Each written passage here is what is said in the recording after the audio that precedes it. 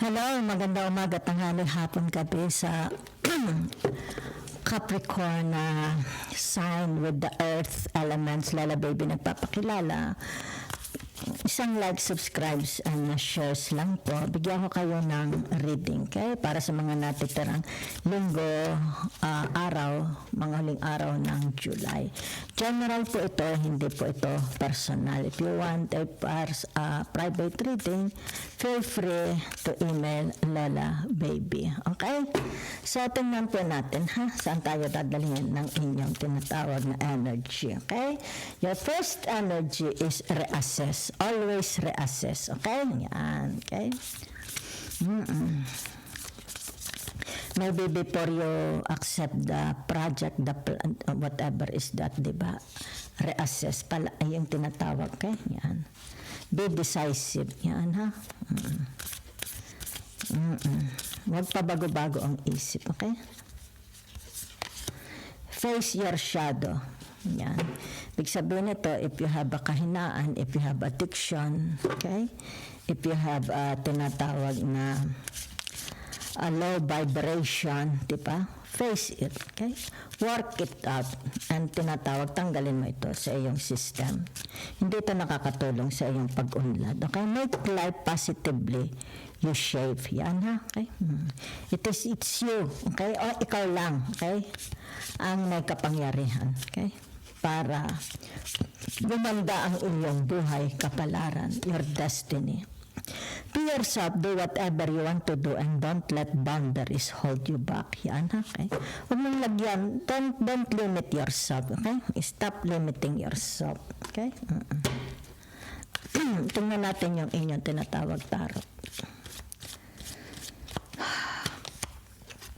Yan, no? Be open to all opportunities, okay? When there is door opening. Yan, no? Ibig sabihin nito, yan, no? Diba? Okay. Ibig sabihin nito, yan, don't put boundaries. Yan, ha? Okay. Try it. Ibig sabihin nito, give yourself. Okay? Try, yung tinatawag na, why not? Big, diba? Okay? It's like laparan mo, okay? The scope, it's like adventures. Give yourself, diba? Na malay mo, ito ang magdala sa iyo sa tagumpay. Diba? Be more open. Be more tinatawag na available. Okay? Yan. Kita mo. So, narito ang tinatawag na the two of wands. Diba? It's about what you are capable of. Diba?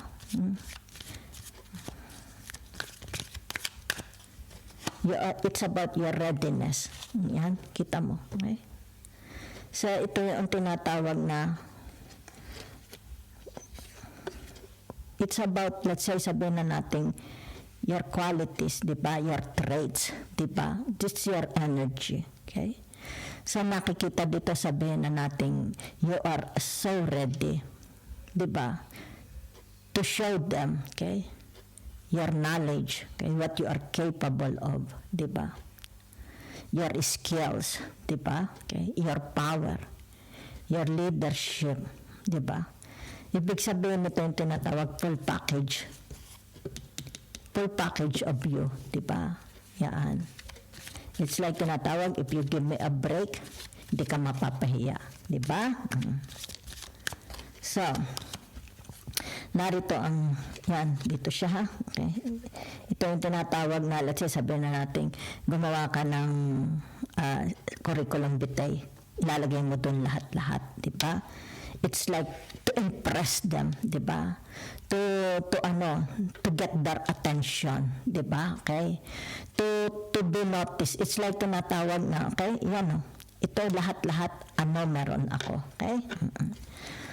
So, itong tinatawag the Eight of Wands, di ba? So, it's about yung tinatawag na you are open. You are looking at the big picture. Diba? It's like tinatawag, okay, is this a travel abroad, work abroad, a relationship? Okay, I will dive. It's like tinatawag, I will dive. Okay? And I will see. Yan. Diba? So, it's about your hopes, dreams, ambitions, di ba? Okay? It's like tinatawag, here I am, I'm ready. Okay? Yan. Give me a break. Okay? Let me show what I'm capable of. Di ba? Okay? So, napakaganda ha. Whatever is that, it's like you are exposing yourself. You are opening yourself to the world. Ang nakikita ko dito. Ha? Okay? So, it's all about your quality. It's about your investment. It's like tinatawag, nag-invest ka sa education, nag-invest ka sa health, nag-invest ka sa body mo, nag-invest ka sa iyong tinatawag na reputation about your name. Diba? Okay? So, it's like tinatawag, napakabango mo. Di ba? So, ibig sabihin nito, kita mo naman, puro tinatawag na positive. Di ba? Abundance. So, ano ibig sabihin nitong tinatawag na the Seven of Pentacles? Di ba? Okay?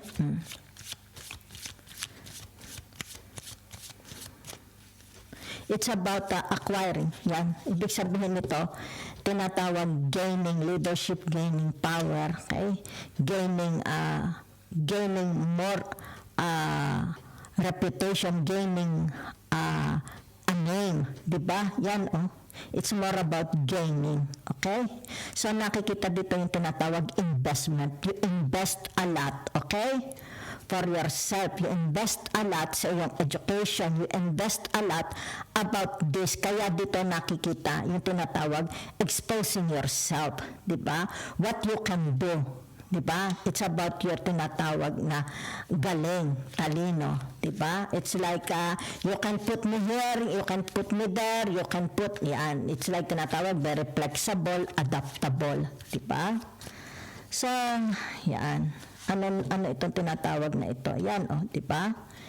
It's like, sabihin na natin, if you put me in this position, I will fill your cups, di ba? I will give, tinatawag makakaroon ng satisfaction. I will satisfy your needs, di ba?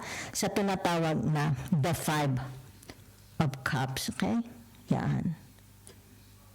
So, it's more about your needs, okay? Ibig sabihin nito, yung tinatawag, this is me, di ba? This is what I'm capable of, okay? Now, if you will give me a chance, ibig sabihin nito, just give me a chance, okay? And I will prove to you that I am that person for this position, for this job. Okay? So, it's like tinatawag na there is still, it's like, sabihin natin parang gumagawa ka pa ng pangalan mo, di ba? Okay, naghihintay ka pa ng tinatawag na position na ibibigay sa iyo, di ba? It's like tinatawag, naghihintay ka pa ng go signal, di ba? Okay. So, nakikita dito na yung tinatawag na ano itong nagbigay ka ng kumbaga nag-invest ka sa iyong sarili, di ba? Na sana ito is tinatawag na ma-harvest. Kasi hindi mo pa na-harvest, di ba? It's like nagtanim ka ng kamatis, may mga bunga na. Pero it's like tinatawag, wala ka pang market, di ba? Wala pang bibili, wala pang magbibigay sa iyo ng chance, wala pang magbigay sa iyo to prove yourself, di ba? Kung kaya dito standby. It's like nakalagay na ang nakikita ko dito, naka-standby ka, di ba?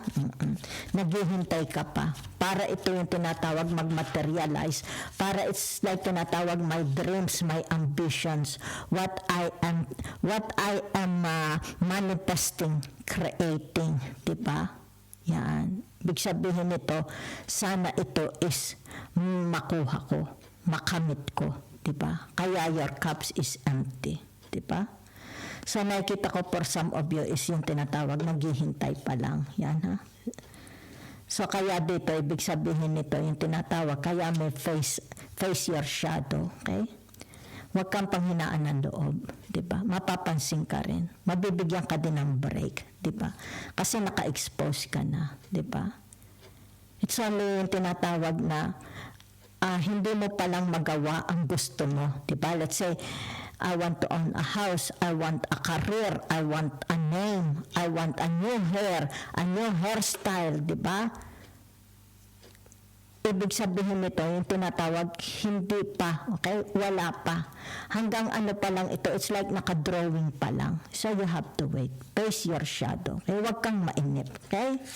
Yan. So, kaya dito nakalagay, ikaw ang gumagawa, ikaw ang nag-shape, di ba, sa buhay mo. Ikaw ang gumagawa ng iyong destiny, what you want. Okay? What you want to be. Huwag mong madaliin sapagkat baka tinatawag na hindi maganda ang result. Okay? So, kaya dito, ibig sabihin nito, yan you can do what you want. It's like tinatawag, don't hold back your boundaries. It's like tinatawag, sige, kung wala akong chance dito, I still have another tinatawag na option. Okay? Use your option. It's like a lifeline. Use your, halimbawa, meron ka pang 3, sa 5, nagamit mo ng 3, may 2 ka pang lifeline. Gamitin mo. Okay? Yan, Diba? Yan, Diba? Okay. Kaya dito, be very, very decisive. Okay? What you want, what's your intention. Okay? So, nakikita dito yung tinatawag the 6 of swords. Diba? Okay? So, ano itong the 6 of swords na ito? It's more about tinatawag na reaching out. Yan. Ibig sabihin, magpa-impress ka na. Diba? Okay? It's like dito nakikita. Yan be decisive. Yan. Okay? So, face your shadow. Ibig sabihin nito, ito meron ka na. Huwag mong pagdudahan. Okay? Huwag mong pagdudahan ang iyong tinatawag na strength. Diba? Sapagkat aron na ikaw. Diba? You have this. Okay? Para ito is yung tinatawag, it's like tinatawag, I want Bentley. Gusto ko ng, halimbawa is Porsche, di ba? Okay? So, ibig sabihin nito, kaya mo na ito. Yan, kumbaga dito naka-drawing na your future, di ba? Huwag mo lang pagdudahan. Okay? So, ibig sabihin nito, prove to them, okay, na you are capable. Okay? You are capable of this. Dahil ito na ito. It's like tinatawag, pinagpawisan mo ito. Nagsunog pawis ka. Diba? Nagsunog kilay. Okay? Ibig sabihin lang ito yung tinatawag, hindi mo pala ang nakukuha. Yung tinatawag na para ito is, it's like sabihin na natin, wala pa akong bahay, wala pa akong trabaho, yan, di ba? So, dito kaya empty pa yung cups mo. So, ibig sabihin nito, yung tinatawag, face your demons, di ba? Yan. This is the time na. It's like tinatawag, sige, bibigyan ka na ng pagkakataon, okay? Impress them, okay? Tinatawag na convince them, okay? So, that's it, ha? So, ibig sabihin nito, yung tinatawag na yan, di ba? Don't let boundaries hold you back, di ba? Yan, patuloy ka lang, patuloy ka. Hanggang sa ito is tinatawag na, okay? Your dreams, your hopes, your ambition, magmaterialize, okay? Para ito magmaterialize, para dito ibig sabihin ito, your desire, okay? Your happiness, your strength, your emotions, di ba? Okay? Mapunuan. Yan. So, just continue. It's like tinatawag maglakbay. Tuloy ka lang sa paglalakbay sa buhay mo. Okay? Yan. Because ito ikaw. Okay? Yan. It is you who shape your destiny. It is you who shape your life. Diba? Your desire, what you want. Diba?